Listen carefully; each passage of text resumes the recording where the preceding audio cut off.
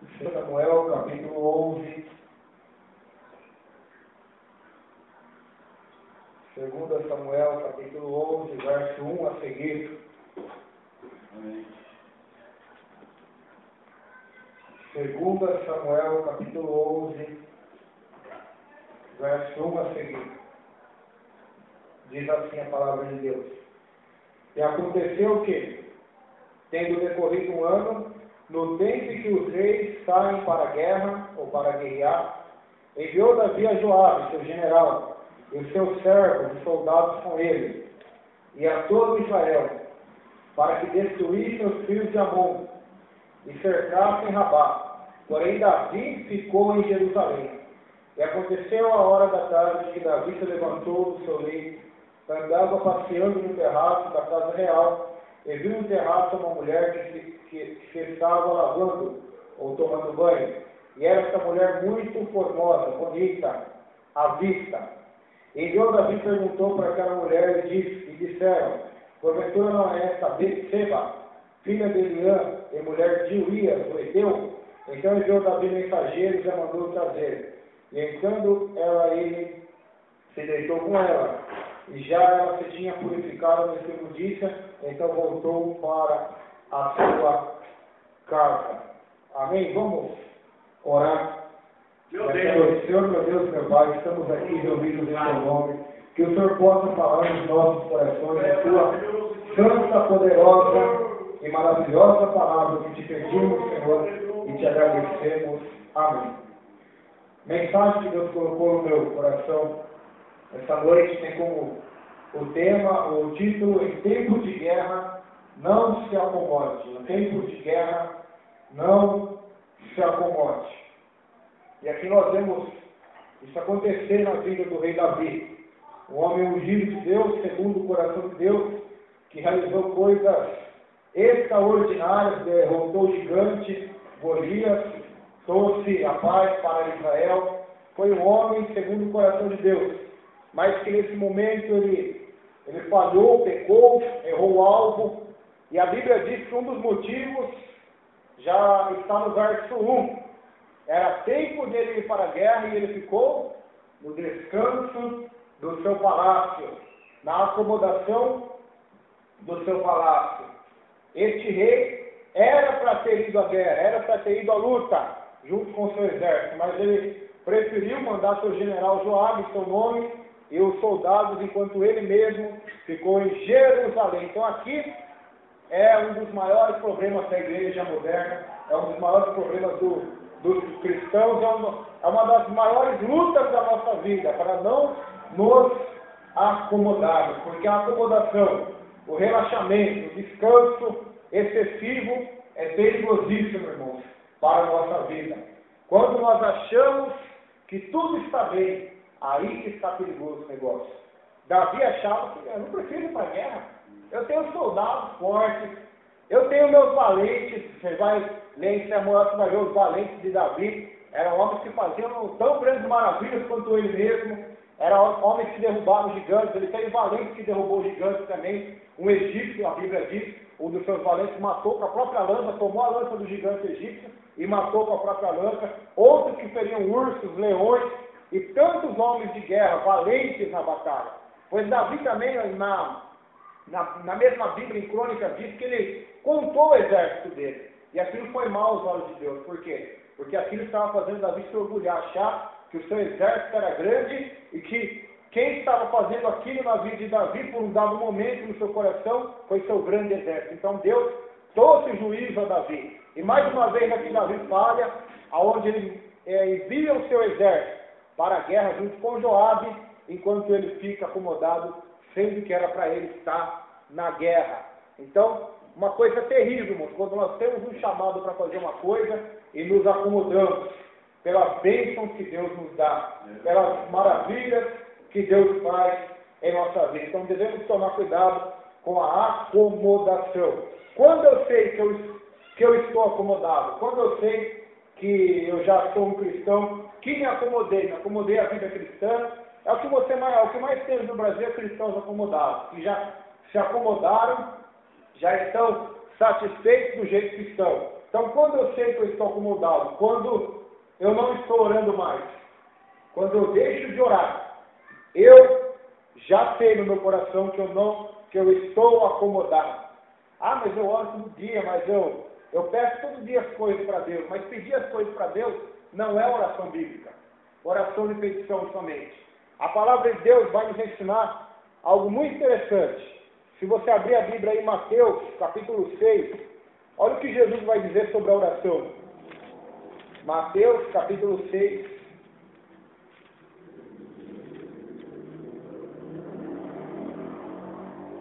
Mateus, capítulo 6, verso 9. Vamos ler só o verso 9 e o verso 10, para os irmãos entenderem o que é uma vida de oração não acomodada. Diz assim, Mateus 6, verso 9 e 10. Portanto, vós orareis assim: Pai nosso, que estás nos céus, santificado seja o teu nome. Venha o teu reino, seja feita a tua vontade, tanto na terra como no céu. Então, se a minha oração não tem esse fundamento, que Jesus disse aqui, não é uma oração bíblica, mas sim a oração de um acomodado, de uma pessoa que já entregou os pontos. Porque, primeiramente, Deus é o nosso Pai, através do sacrifício de Jesus. E a palavra Pai significa intimidade. Na mesma maneira que a oração deve nos trazer intimidade com Deus, conversar com o Pai, deve nos trazer também temor e reverência por esse Deus, que não é somente nosso Pai, mas também é nosso Senhor. Como diz a Bíblia, Pai nosso que estás nos céus, santificado seja o teu nome. Então o nosso Pai, que é um Deus misericordioso e amoroso, a palavra de Deus também diz que é um Deus santo e todo-poderoso que está no céu, soberano. Então, se as nossas orações não se baseiam nessas duas coisas, nós estamos muitas das vezes acomodados. Porque hoje é muito comum nós crermos um Pai de muito amor e misericórdia. Então os cristãos fazem o que querem da sua vida, porque eles se apegam que Deus é o nosso Pai. Por outro lado, existem também os fariseus, que se esquecem que Deus é Pai e acham que Deus é um Senhor rigoroso, santo e que está sempre disposto a derramar a ira sobre os pecadores. Então, esses dois lados estão errados. Nós temos que nos relacionar com Deus. Ele é o nosso Pai, mas não é pelo fato dele ser o nosso Pai que vamos fazer o que bem entender na presença dele, não. Mas nós vamos chegar a ele com reverência, como diz a Bíblia, com temor e com temor. Porque a Bíblia diz, Pai, vocês vão orar assim: Pai nosso que estás nos céus, santificado seja o teu nome. Então, são duas coisas importantes na oração. Você reverenciar a Deus como Senhor e seu Pai.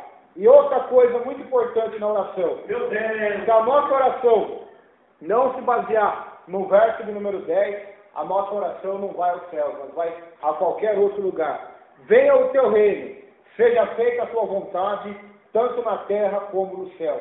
Então todas as coisas que nós pedimos para Deus, se não for para convergir, se não for para que promova o reino de Deus, a vontade de Deus, a nossa oração pode ir para qualquer lugar, menos segundo a vontade de Deus. A oração moderna, ela ensina assim, as pregações modernas: ore pedindo a tua bênção, determina a tua vitória, exija que Deus te exalte. A oração moderna ensina isso, mas a oração que Jesus ensinou é: seja feito a tua vontade, Senhor. Eu estou aqui de joelhos, meu Pai Celestial, não para que o Senhor faça o que o meu coração carnal deseja, o que a minha vontade carnal quer, mas eu estou aqui, Senhor, guerreando, batalhando para que o teu reino seja promovido e cresça na face da terra. Então quem ora dessa maneira não está acomodado, e quem não ora dessa maneira já está acomodado, já se acomodou. E o que a Bíblia diz em Romanos 12, verso 2, não se conformais com este mundo, mas sejam transformados pela palavra de Deus. Para experimentar a boa, perfeita e agradável vontade de Deus. Então, se eu não oro dessa maneira, eu me acomodei, eu me conformei com a situação desse mundo, com a situação em que está a igreja, que o pecado tomou conta do ser humano, e até mesmo conta a minha vida. Eu devo orar para que a vontade de Deus seja feita na minha vida. Então, em tempos de guerra não devemos se acomodar. A oração é a nossa arma de ataque contra Satanás. Tanto a espada do Espírito, que é a palavra de Deus, e a oração são as nossas armas de ataque na guerra. A oração, arma de defesa e arma de ataque. Palavra de Deus, arma de defesa, arma de ataque. Então nós precisamos estar revestidos de toda a palavra de Deus, de toda a oração e súplica para conseguirmos vencer nos tempos de guerra. E essa guerra que nós estamos nesse mundo só irá acabar quando estivermos no céu. Enquanto estivermos na terra, aí estará em guerra o reino de Deus, o reino desse mundo, o reino do diabo contra o reino de Deus. Então, quem pertence ao reino de Deus não pode se acomodar, não pode se acovardar, não pode ser tímido nem incrédulo. O que a Bíblia diz em Apocalipse 21:8? Ficarão de fora os covardes, os tímidos ficarão de fora. Então, essa palavra tímido e covarde é muito forte. Por quê? Porque são pessoas que se acomodam no seu medo e não querem lutar contra as hostes malignas do inferno, nem contra o pecado. Então, quando nós deixamos de orar a oração que Jesus ensinou, nós estamos acomodados. Estamos acomodados. Será em vão levantarmos de madrugada para nos ajoelhar e começarmos a reivindicar tantas coisas para a nossa vida, sendo que o mais principal nós não estamos reivindicando, nós não estamos buscando, nós não estamos pedindo, nem nos relacionando com Deus. Então, o principal objetivo da oração é se relacionar com Deus, que é o nosso Pai, com temor e temor, como diz a Bíblia, sabendo que Ele é um Pai santo e justo, e também sabendo que, através dessa oração, devemos orar para que o reino dele se manifeste na nossa vida, na nossa cidade e em todo lugar deste mundo, para que a vontade de Deus seja feita na vida do ser humano. Então, este é a oração. Quando eu sei que eu estou acomodado, quando eu não estou mais evangelizando, eu sei que eu estou acomodado. Quando eu não evangelizo mais. Por quê? Quando eu não prego mais o Evangelho, a palavra de Deus. Então eu sei que eu estou acomodado. Mas aí as pessoas podem dizer, mas eu evangelizo, eu falo que Jesus é bom, que Jesus salva, que Jesus faz maravilha. Mas se você catar todo esse evangelismo moderno, a maioria deles está totalmente fora do padrão da Bíblia. Por que está? Porque ensina-se o seguinte: venha até Jesus, Ele vai restaurar a sua vida, Ele vai restaurar o seu casamento. Venha até Jesus, Ele vai curar as suas enfermidades. Venha até Jesus, Ele vai fazer isso e aquilo. Mas não era como faziam os apóstolos, nem o próprio Jesus. Arrependam-se dos seus pecados e vão a Cristo. Não pelo que Ele dá, mas pelo que Ele é e pela sua salvação poderosa, a qual Ele executou. Porque todas as vezes que as pessoas evangelizam dessa forma, vem até Jesus porque Ele vai te dar isso, Ele vai restaurar aquilo, prometem coisas que nem mesmo o próprio Jesus prometeu na palavra de Deus. Então as pessoas não estão indo até Jesus pela salvação, mas estão indo pelas promessas que a pessoa está dando. Então a maneira correta de evangelizar é exatamente pregar o Evangelho, que é poder de Deus para a salvação. Então quando eu não evangelizo mais, não falo mais de Jesus, da sua obra na cruz, então eu estou acomodado. Quando eu não estou lendo mais a Bíblia, é um sinal que eu estou acomodado. Quando eu não estou lendo a Bíblia mais, quando eu não estou examinando mais as Escrituras, é um sinal que eu estou como o rei Davi. Em tempos de guerra, eu estou acomodado no palácio. Talvez vendo televisão, talvez na internet, talvez batendo papo com os amigos, talvez pelas ruas andando, não sei. Mas todas as vezes que eu deixo de analisar, meditar, esquadrinhar a palavra de Deus, eu estou para fazer outras coisas. Quando eu não tenho mais tempo para ler as Escrituras, então é um sinal que eu estou acomodado, porque eu tenho tempo para tantas coisas, menos para o mais principal, que é aprender a palavra de Deus. Pois como que eu vou conseguir orar se eu não conhecer o manual, a palavra de Deus? Como eu vou conseguir guerrear, pelejar as pelejas de Deus se eu não conheço o livro de Deus, a palavra que ensina-nos como lutar, como nos defender e como se portar nesse mundo tenebroso, como lidar com as dificuldades da vida. Então, nos tempos de guerra, devemos ler a Bíblia, senão é um sinal que estamos acomodados. Quando eu sei que eu estou acomodado? Quando eu não participo mais dos cultos. É um sinal que eu estou acomodado. Quando eu já não tenho mais vontade, prazer em estar reunido com os irmãos adorando a Deus. Isso é sinal que eu estou acomodado. A igreja salva? Não, a igreja não salva. Mas a igreja é o lugar dos salvos. A igreja não salva, entendeu? Mas é o lugar dos salvos. Por quê? Porque lá o Senhor da igreja, Jesus, é pregado, é louvado e adorado. E lá os irmãos têm comunhão uns com os outros para se amarem, se exortarem, ensinarem e corrigirem uns aos outros. Então, quando eu deixo os cultos, a congregação, tem pessoas que conseguem ficar semanas e até meses sem ir na igreja. E se você vai conversar com elas vão dizer, eu sou crente, eu sou cristão. Conheço várias pessoas desse nível de cristianismo, mas é um grande sinal que elas estão totalmente acomodadas. Não digo que todo dia devemos estar na igreja, que todo dia, porque sabemos que a nossa vida é corrida, mas a pessoa que já não tem mais prazer, nem vontade em estar na igreja, essa pessoa está totalmente acomodada nos seus pecados, porque era para estar na igreja, adorando a Deus, nas pelejas de Deus, nas guerras do Senhor, e ela se encontra acomodada. Porque um culto não é somente um lugar de adoração à igreja.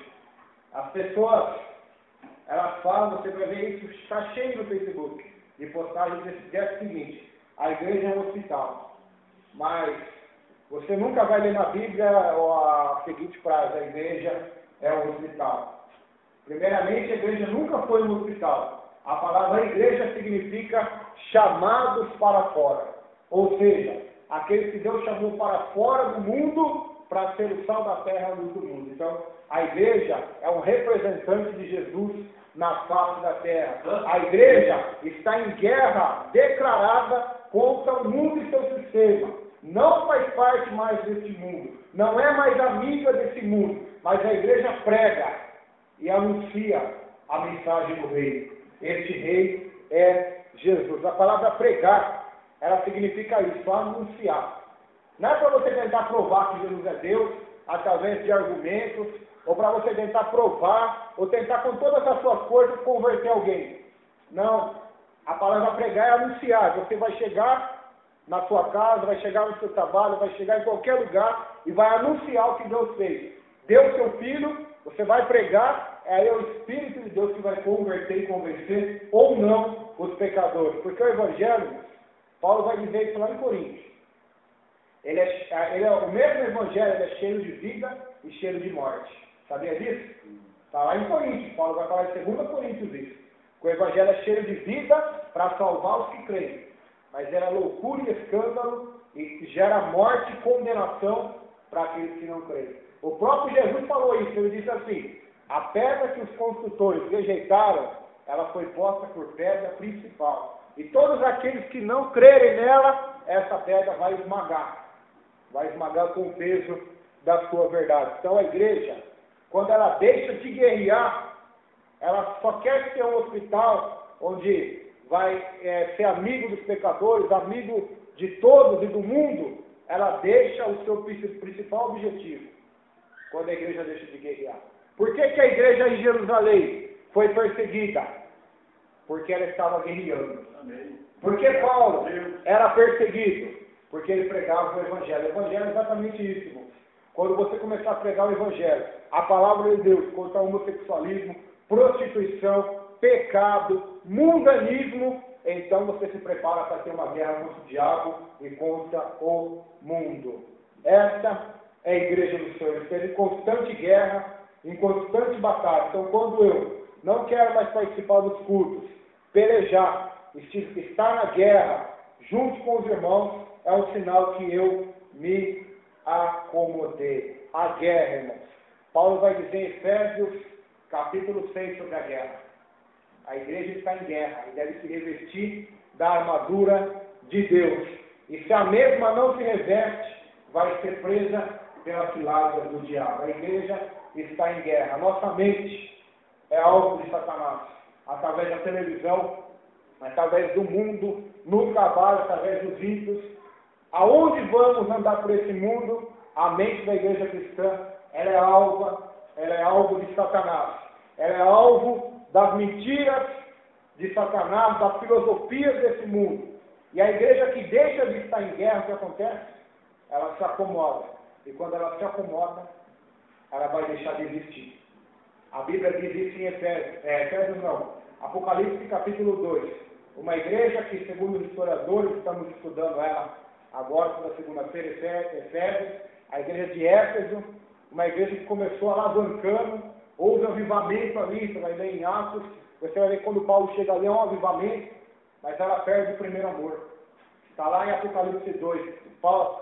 Jesus vai dizer assim para o pastor dela: tenho, porém, contra ti que vocês já se acomodaram e abandonaram o primeiro amor. Embora vocês tenham doutrina, tenham os ensinamentos da Bíblia, mas vocês não têm vivido os ensinamentos da Bíblia. Vocês conhecem a verdade, mas não amam a verdade.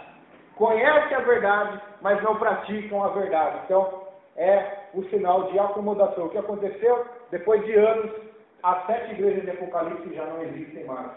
Na Turquia, elas estão localizadas, essas cidades. Nenhuma delas existe mais. Por quê? Embora elas tinham Cristo, tinham os apóstolos, que ensinavam as doutrinas apostólicas. O que aconteceu com elas? Elas aprenderam a verdade, mas não viveram a verdade.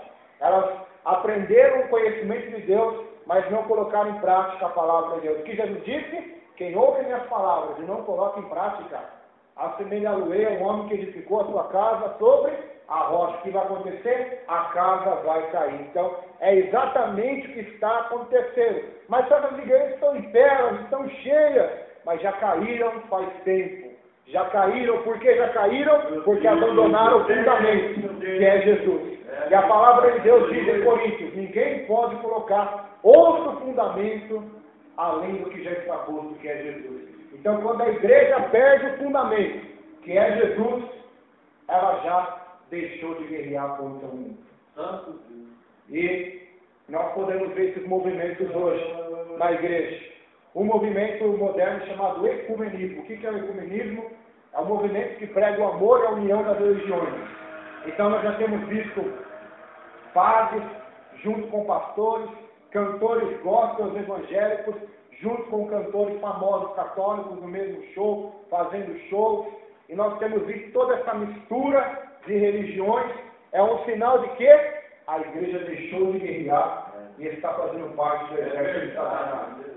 Em vez de ela estar em aliança com Deus, ela está fazendo aliança com o Egito, aliança com Acabe. Um dos erros de um rei muito piedoso na Bíblia está em Reis. Esqueci o nome dele agora, saiu da minha mente. Primeira Reis, eu vou ler para não falar errado. É Segunda Reis. Segunda Reis, Josafá. Agora lembrei, vou nem abrir. Um dos erros de Josafá foi o quê? Fazer aliança errada com Acabe. Fazer aliança com o ímpio. E o que tem acontecido hoje? Igrejas que fazem aliança com o ímpio. Em vez de guerrearem pela verdade, estão aceitando a mentira. Em vez de pregarem a verdade, o Evangelho de Deus, estão trazendo para cima dos seus púlpitos políticos, para cima do seu púlpito, homens que vão dar palestras sobre tantas coisas de psicologia, de humanismo e de tantas coisas, estão se esquecendo do principal alvo, o Evangelho. O que é o humanismo? Talvez alguns irmãos aqui não sabem. O humanismo é a crença na humanidade. É a crença que a humanidade, por si só, pode resolver seus problemas. É a crença que a humanidade, por si só, pode evoluir e trazer a paz sobre essa terra.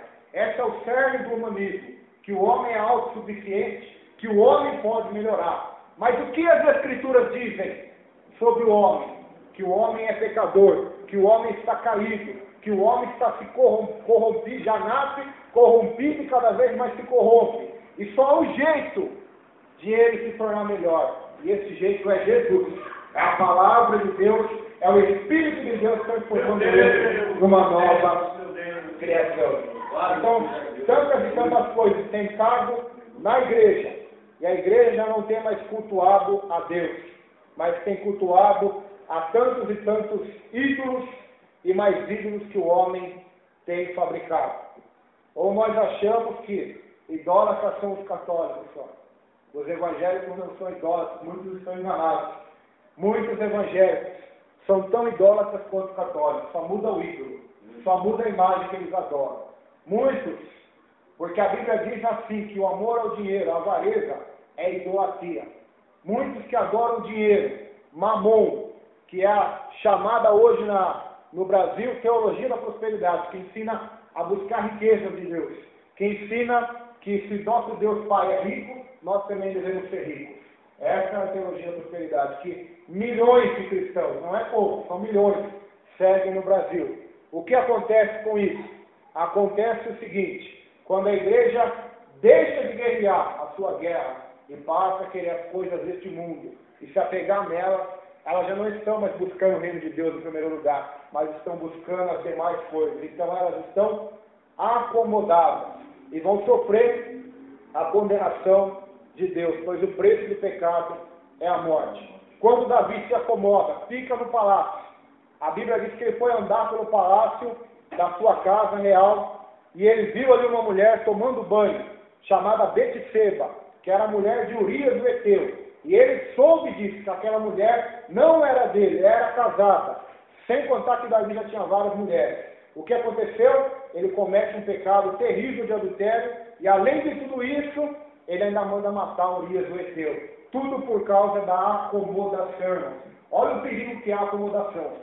Por causa de todas essas coisas que eu falei aí, os irmãos têm visto que está acontecendo no meio evangélico brasileiro e mundial. Embora muitos enaltecem o crescimento dos evangélicos, é algo terrível que está acontecendo, irmãos, porque hoje nós vemos crentes evangélicos e pastores e denominações cada vez surgindo aos melhores das mais várias crenças, dos mais variados absurdos, a qual pregam e ensinam. Tudo isso é um sinal de que a igreja deixou de guerrear contra a verdade. Mas uma coisa é certa, a igreja verdadeira do Deus vivo, que se encontra dentro das denominações, ela jamais vai deixar de guerrear, porque o espírito que está nela é o espírito que dá ousadia e não de covardia. Então estamos em guerra, não devemos se acomodar, porque a nossa guerra é contra quem? Em primeira instância, irmãos, a nossa guerra é contra a nossa carne.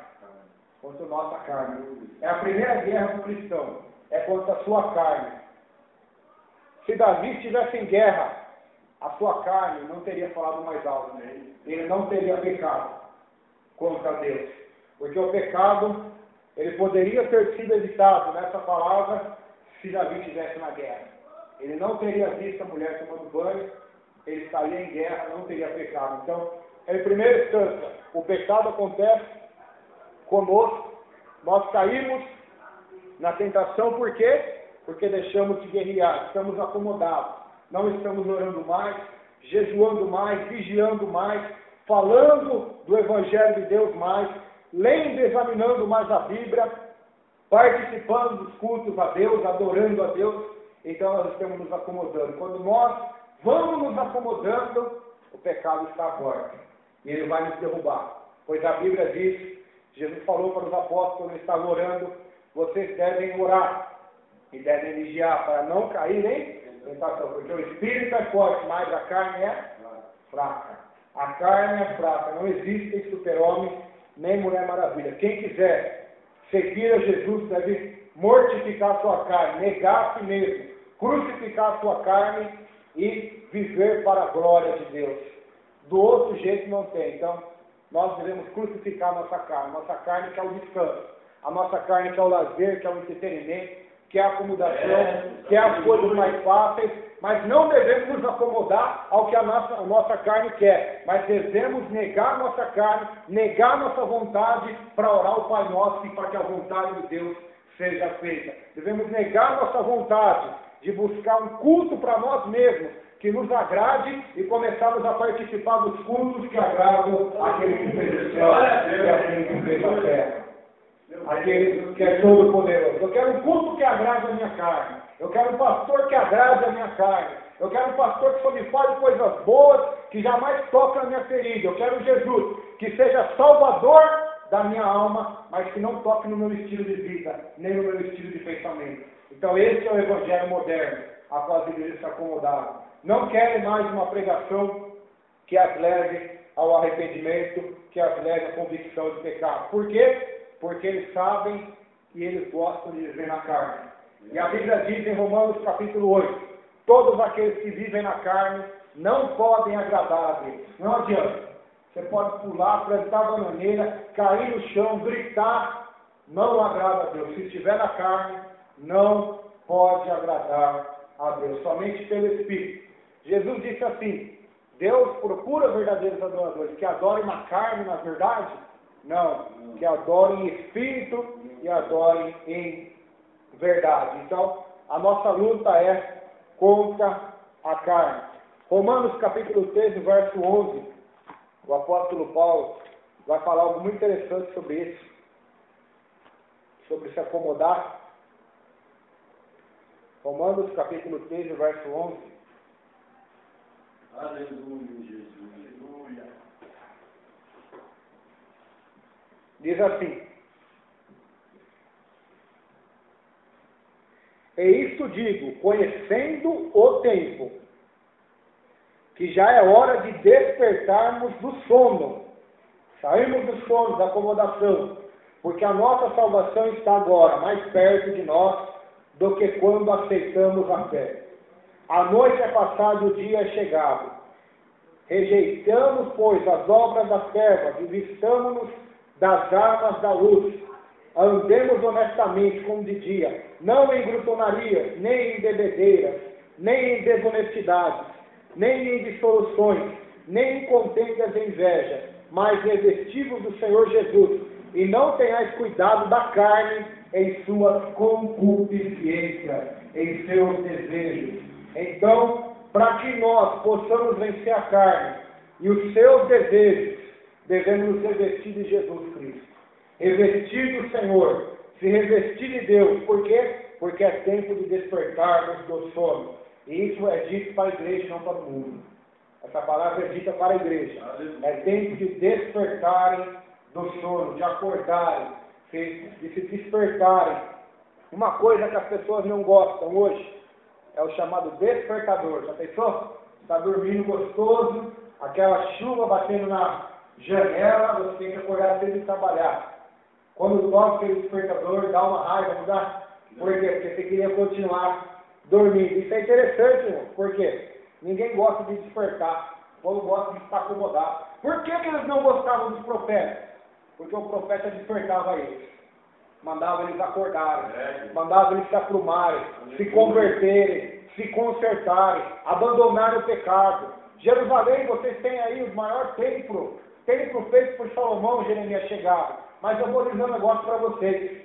Esse templo não é nada. Se vocês não obedecerem a Deus, vai vir o rei da Babilônia e vai queimar tudo.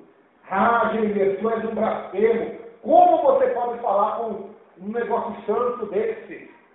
Que foi o próprio Salomão, que Davi quis construir, Deus mandou Salomão. Foi Deus que deu a planta desse templo. Como você quer falar contra ele? Aí depois chega Jesus no Novo Testamento com a mesma mensagem.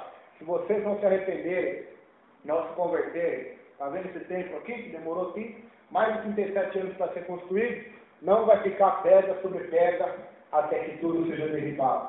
Então, as pessoas não gostam de ser despertadas do seu sono. Aleluia. E o pior sono é o sono espiritual. É o sono de Sansão no colo de Dalila. Está ali dormindo, não somente fisicamente, mas espiritualmente. E os seus cabelos estão sendo cortados, e ele ali está quebrando o seu voto com Deus de Nazireu. Então o juízo de Deus está vindo sobre Sansão. O sono do pecado. Então, muitos têm dormido esse sono. Estão dormindo. Eu lembro do jovem Eutico. Paulo estava pregando, e a Bíblia diz de um jovem chamado Eutico. Ele estava na janela, diz a Bíblia. E ele dormiu e caiu morto dentro da igreja. Só que ele caiu dentro da igreja morto, né? Se tivesse caído fora, aí Paulo foi lá, orou e ele ressuscitou. Então, quantos estão dentro da igreja e estão vindo o próprio apóstolo Paulo pregar e dormindo? Imagina nós, se até Paulo, um dos maiores pregadores da Bíblia, a pessoa conseguiu dormir ouvindo ele pregar. Imagina isso. Conseguiu dormir. Para você ver o nível de sono espiritual que ela está. Se está na televisão vendo aquele jogo maravilhoso de futebol, aquela novela, aquele videogame, não dá sono nenhum. Fica 1, 2, 3, 4, 5, 6, 7 horas se deixar ali, com a atenção presa ali, hipnotizado pelo filme e pelas coisas. Mas quando a palavra de Deus é pregada, ou até mesmo quando ela vai dobrar o joelho no monte ou na casa dela, vem aquele sono. Pode repreender, irmão, isso não é de Deus. Como disse o pastor, tem sono que é de canseira, mas tem um sono que é da nossa carne, que está gritando contra o nosso espírito. Você já percebeu que tem vezes que você vai orar? Eu, principalmente, a gente entra no monte, bate aquele sono, mas você vai continuando a orar e depois aquele sono vai embora. Aquilo é a da carne. Porque se você estivesse na sua casa, você não estaria com aquele sono, tanto quanto se você resolveu a orar. Então, essa é a batalha da carne contra o espírito. E devemos nos despertar, devemos acordar. As pessoas estão dormindo nas terras, e elas vão ter raiva de você, não porque você é melhor do que elas, mas porque você vai ser usado por Deus como um despertador de Jeová, um despertador de Deus. Quando você chegar elas com a mensagem do reino de Deus, muitas delas vão acordar para a vida e muitas delas vão acordar para a morte, rejeitando a mensagem de Deus. Então é tempo de despertar do sono. Despertar, porque a noite é passada, o dia é chegado. Devemos rejeitar as obras das trevas, as obras da carne e fazermos a vontade de Deus. A nossa guerra é contra o mundo. O mundo. Davi não estava guerreando contra o mundo, contra os reinos ímpios, mas ele ficou no seu palácio e também foi grave a sua queda. E como podemos vencer o mundo? Jesus disse assim: no mundo vocês vão ter aflições, mas tenham bom ânimo. Eu venci o mundo. Então, para você vencer o mundo, você tem que ter bom ânimo. Não pode ser uma pessoa desanimada. O que Deus disse para Josué? Josué, esforça-te e tem bom ânimo. Então, não podemos ser pessoas desanimadas. Pessoas que se entregam facilmente, que desistem facilmente. Não. Como diz o ditado, a esperança é a última que morre. Então, não pode morrer. A esperança nem a fé. Para vencermos o mundo, esse sistema corrupto, a qual Satanás comanda, onde o pecado é aplaudido pelo mundo, é amado pelo mundo, para vencermos ele devemos ter bom ânimo primeiramente, como Noé. Noé venceu o mundo. Por que venceu? Porque tinha fé e bom ânimo. E a palavra de Deus diz exatamente isso, em 1 João 5,1. Diz assim: esta é a vitória que vence o mundo, a vossa fé. Então, para vencermos o mundo, precisamos da fé e do bom ânimo. Sem esses dois ingredientes, vamos ser derrotados pelo mundo. E qual fé? A fé em Cristo Jesus, a fé na palavra de Deus. No mundo teremos aflições. O mundo, diz a Bíblia, vai nos odiar. O mundo não quer Deus, não conhece a Deus. O mundo ama o pecado. E para o cristão vencer o mundo, ele deve amar a Deus, ter fé em Deus e vencê-lo, ter de bom ânimo, não desanimando. A nossa guerra também é contra o diabo, um ser invisível, um anjo caído, expulso do céu, que levou a terça parte junto com ele. Um ser extremamente inteligente. Se é que podemos chamar de inteligente, pois ele quis revelar contra Deus. Mas um ser extremamente astuto, um ser extremamente manipulador, enganador, pai da mentira, se transforma em anjo de luz. O diabo se transforma em anjo de luz e engana milhares de pessoas aí com falsas religiões. O diabo se transforma em espíritos de pessoas que morreram, imita a voz, imita a assinatura e engana milhares e milhares de pessoas pelo mundo. O diabo se transforma em ETs, em OVNIs e engana milhares e milhares de pessoas pelo mundo. Então, esse é o pai da mentira. O seu poder de engano está tão grande quanto no começo no céu, enganando e levando a maioria à condenação, ao engano. Ele conseguiu enganar Eva, ele conseguiu deixar ali, quando Davi se acomodou, ele conseguiu ali criar uma oportunidade para que Davi pecasse. Então ele trabalha nessa arma. Quando nós se acomodamos, nós vamos ficando enfraquecidos então eles vêm com as suas oferendas. A nossa luta é contra o diabo. Como podemos vencê-lo? Nós não vencemos ele. Quem vai vencer ele é Cristo. Mas nós podemos resisti-lo. A Bíblia diz assim: sujeitados, pois, a Deus, resistir ao diabo e ele fugirá de vós. Mas ele vai vir sempre. Ele vai fugir hoje, mas amanhã ele vai voltar. Sede sóbrios e vigilantes, porque o vosso adversário, o diabo, anda em redor, bramando como leão, buscando o que possa estragar. E a palavra é a mesma. Se você abrir a Bíblia amanhã, vai estar do mesmo jeito, sede sóbrio. Se você abrir a sua Bíblia daqui 10 anos, vai estar do mesmo jeito. Por quê? Porque ele só vai ser vencido totalmente pelo Senhor da igreja, Jesus, que vai esmagar a cabeça dele. A Bíblia diz em Romanos isso: em breve o Deus de paz vai derrotar Satanás para sempre e vai esmagá-lo debaixo dos pés da igreja. Então quem esmaga o diabo não somos nós. Então nós temos visto isso. O pregador manda você pisar na cabeça do diabo, mas você não está pisando na cabeça do diabo. Tudo aquilo é somente um sentimentalismo, causa euforia, alegria, mas não é bíblico, irmãos.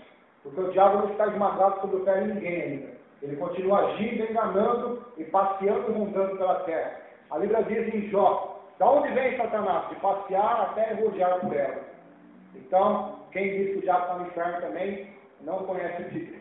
O diabo está no inferno, está amarrado, não está. Apocalipse diz que ele vai ser amarrado e vai ser julgado. Mas ainda não chegou a hora, não chegou o tempo. E como podemos então guerrear contra esse adversário? A Bíblia diz: sujeite-se a Deus em primeiro lugar. Porque a maioria hoje é muito falado hoje de batalha espiritual. Estou em batalha espiritual contra o diabo, estou em guerra contra o diabo. É muito falado, mas pouco se fala de sujeitar-se a Deus. Pois, se queremos vencer o adversário, só há um jeito: sujeitarmos-nos a Deus. Amém. Então vamos resistir ao diabo e ele fugirá de nós. E Deus nos deu as armas para vencê-lo dia após dia. O que Paulo diz em Efésios 6? Revestimos de toda a armadura de Deus, porque a nossa luta não é contra carne e sangue. Quando fala carne, não é a nossa carne, mas é as pessoas. A nossa luta é contra Satanás, demônios, principados e potestades. Então devemos nos revestir da armadura de Deus, nos sujeitar a Deus. Para vencer o diabo, devemos nos revestir da armadura de Deus. Se revestir e combater o bom combate. Olha só, um povo que diz a Bíblia que estava acomodado. Ageu, capítulo 1. É um texto que passa muito desapercebido. Tem Malaquias, antes de Malaquias tem Zacarias, antes de Zacarias, Ageu. Ageu, capítulo 1.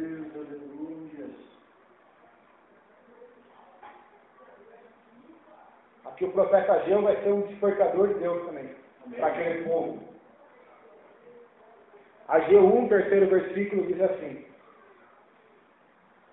veio, porém, a palavra do Senhor pelo ministério do profeta Ageu, dizendo: é para vós tempo de habitar nas vossas casas estucadas ou luxuosas, palácios, e esta casa, a casa de Deus, há de ficar deserta?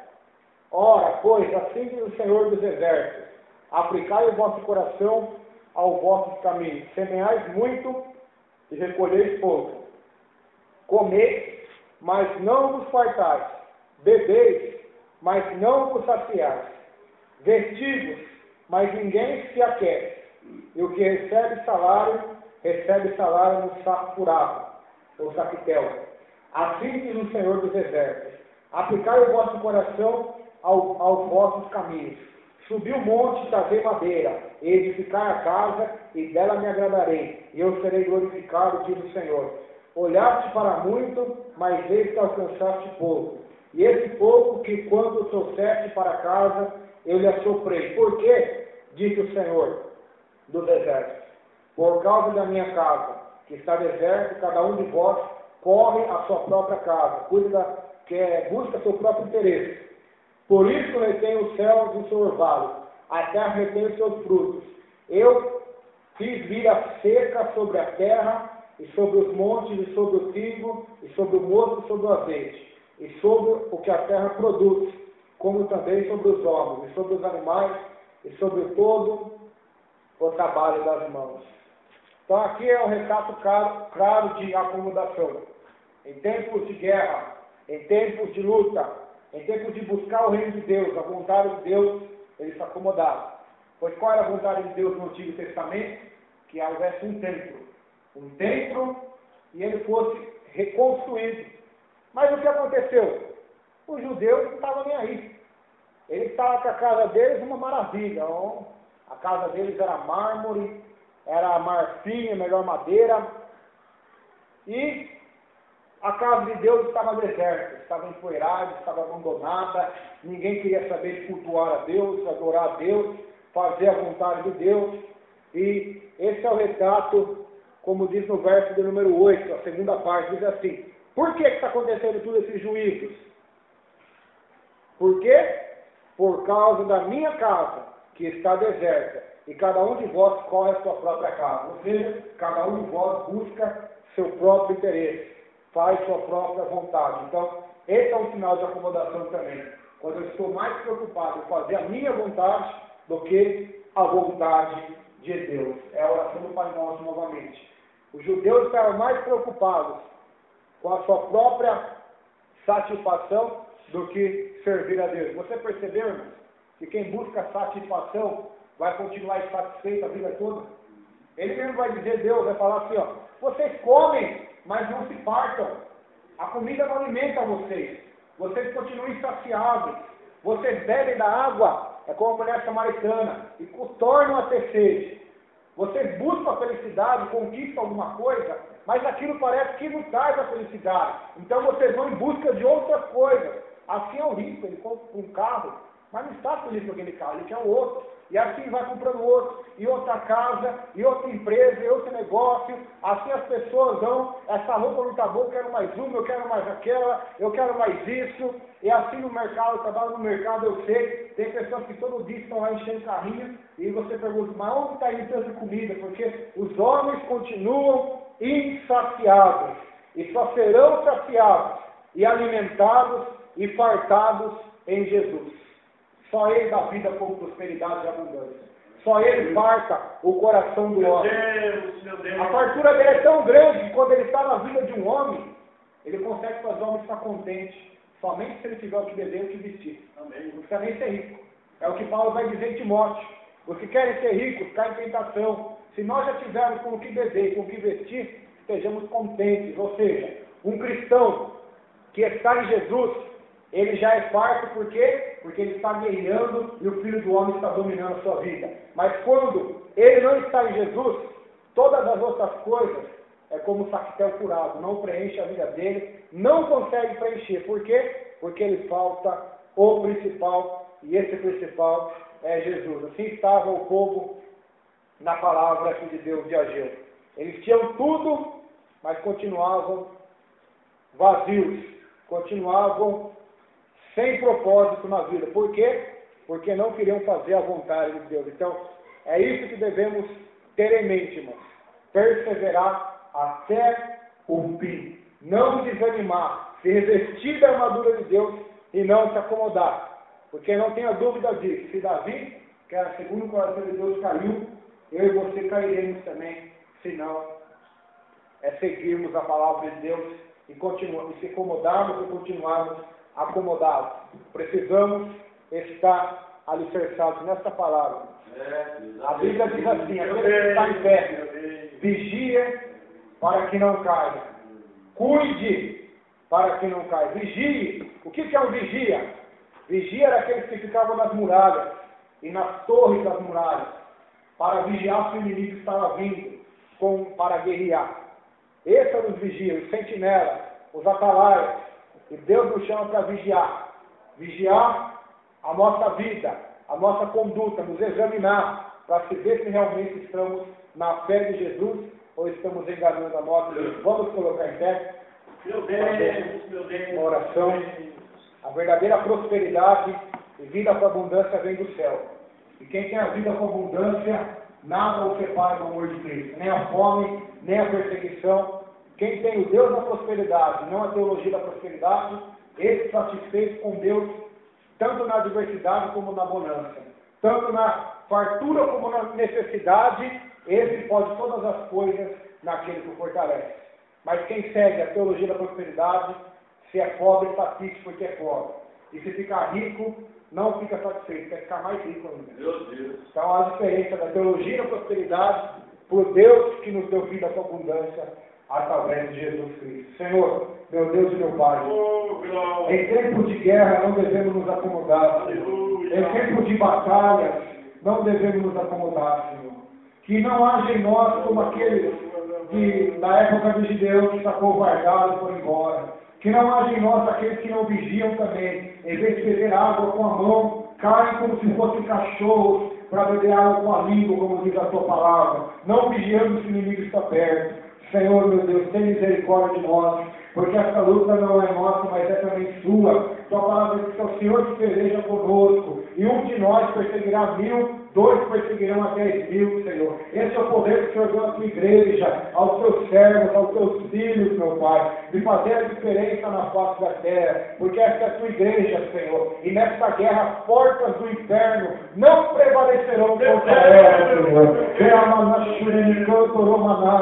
Reveste cada um de nós com o teu Espírito Santo, com o teu temor e temor, porque sabemos que tu és o nosso Pai que está no céu, mas é um Pai santo e justo, como diz João 17. É um Pai amoroso, mas é um Pai santo e justo, Senhor. É um Deus de toda a verdade, que é o nosso Senhor. É o Senhor do reino, a qual nós somos servos e súditos. Deus, que nós possamos nos revestir a tua armadura, ter bom ânimo para vencer o mundo, ter fé que vence o mundo, porque essa é a vitória que vence o mundo, a nossa fé. Que possamos nos sujeitar a Deus e resistir ao inimigo para que ele fuja de nós, e mesmo ele fugindo hoje, que continuemos todos os dias sendo sóbrios e vigilantes, porque eu sei que o nosso adversário, embora haja fugido, continua ao nosso derredor, procurando oportunidades para nos cagar e para acabar com a nossa salvação. Mas somos gratos a Ti, Senhor, porque aquele que vem ao Senhor, o Senhor guarda, e o Senhor protege, e o Senhor